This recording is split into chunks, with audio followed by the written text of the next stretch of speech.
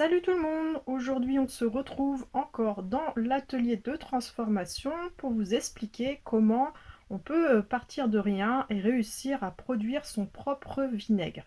Donc ici vous avez devant vous un vinaigrier que j'ai chiné et vous avez aussi mes pommes. Et donc là ce que l'on peut voir c'est la mer de vinaigre. Donc une fois qu'on a obtenu une mer de vinaigre, on va pouvoir produire son propre vinaigre de cidre. Donc pour ce faire, j'ai utilisé en fait des épluchures de pommes et les trognons, donc le reste de la pomme je l'ai utilisé pour faire un gâteau. Donc vous gardez le reste de 5-6 pommes là pour un bocal de cette taille là, c'est un gros bocal à cornichons.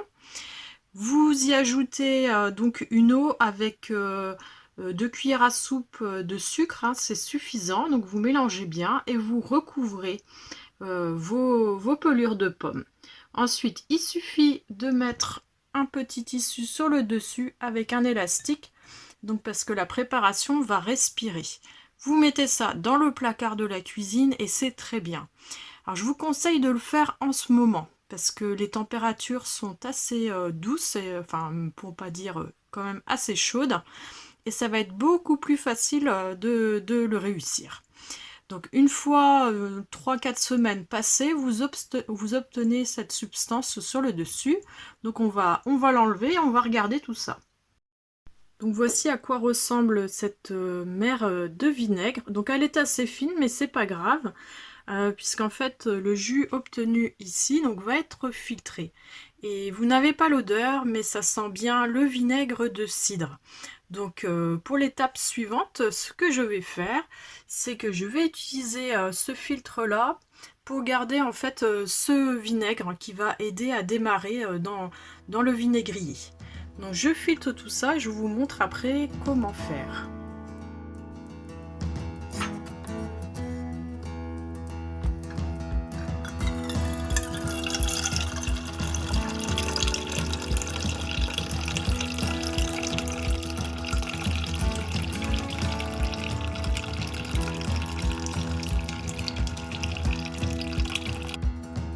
Donc déjà dans le bocal là que vous avez vu qui n'est pas un très grand bocal, j'ai récupéré quand même 300 ml de vinaigre.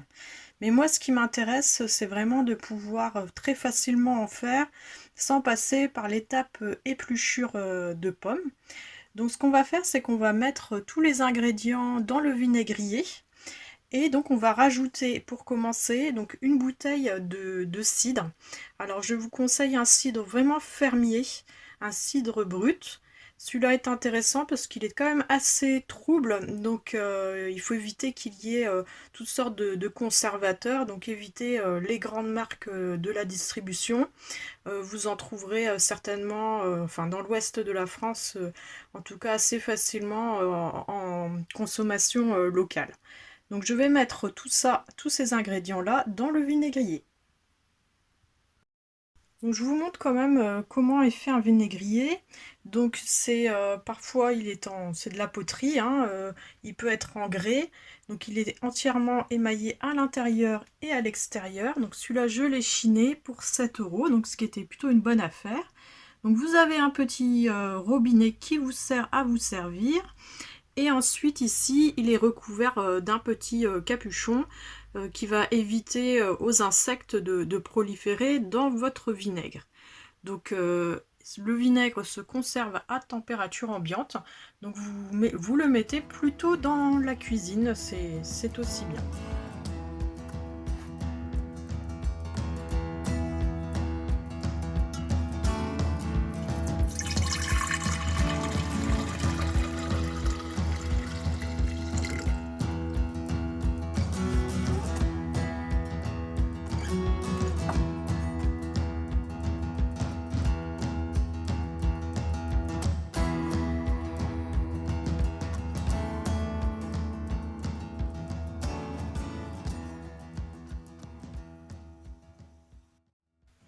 Donc là j'ai rajouté la bouteille de cidre, donc pour les 300 ml de vinaigre obtenu. Donc là ce qui me fait un liquide d'à peu près 1 litre. Donc ce que je vais faire c'est que je vais déposer ma mer de vinaigre sur le dessus.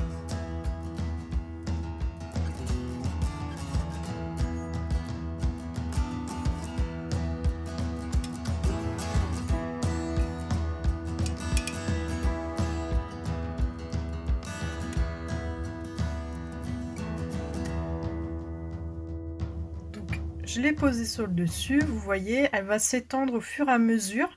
Donc là, il va y avoir encore une petite étape. Il va falloir attendre environ 2-3 semaines avant que notre cidre puisse tourner au vinaigre. Donc l'idée après, c'est de venir se servir et de rajouter du cidre quand vous n'avez pas vos fins de bouteille. Et donc vous obtenez comme ça un vinaigre de cidre tout le temps. Donc voilà pour ce qui était de cette création de mer de vinaigre à partir de juste d'épluchures de pommes. Alors le vinaigre de cidre est très intéressant puisque vous pourrez conserver par exemple des légumes grâce au vinaigre de cidre. Vous pouvez donc l'utiliser pour les vinaigrettes et vous pouvez aussi l'utiliser pour le ménage. Donc vraiment beaucoup d'utilisation. Comme je l'ai dit un petit peu avant, le vinaigrier va être conservé, va être mis dans la cuisine.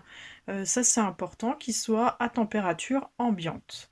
Voilà, bah, j'espère que cette vidéo vous sera utile et instructive. Et moi, je vous dis à très vite. Salut!